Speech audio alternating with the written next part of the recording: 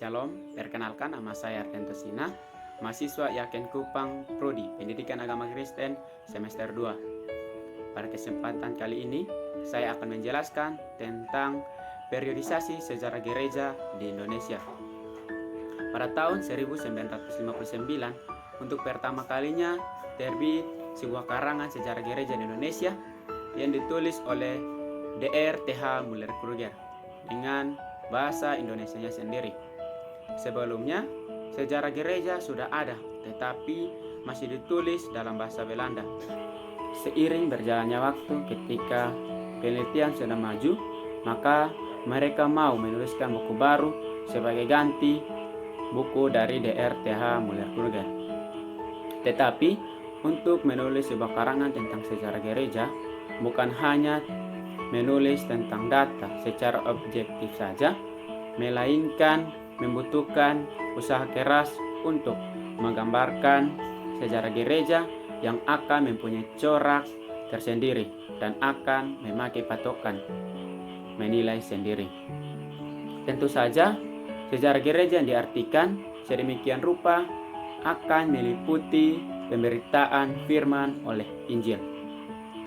Dr. T.H. Müller-Kruger dalam bukunya Sejarah Gereja di Indonesia membuat periodisasi sejarah gereja-gereja di Indonesia bertolak dari segi siapa yang datang menyebarkan Injil.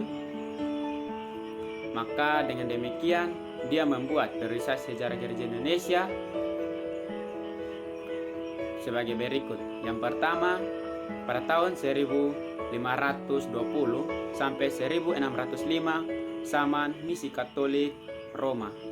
Yang kedua, tahun 1605 sampai 1800 zaman Sending Folk. Pada yang ketiga, pada tahun 1800 sampai 1940 zaman Sending oleh lembaga-lembaga PI di Eropa.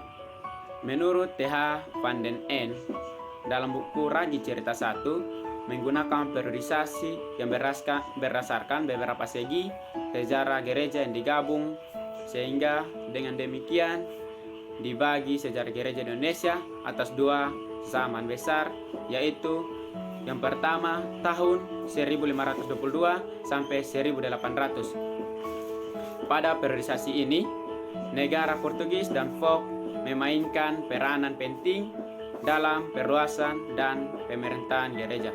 Yang kedua, pada tahun 1800 sampai 1940-an yang kemudian dibagi atas beberapa subperiode, yakni tahun 1800 sampai 1860, tahun 1860 sampai tahun 1920, dan tahun 1920 sampai 1940-an.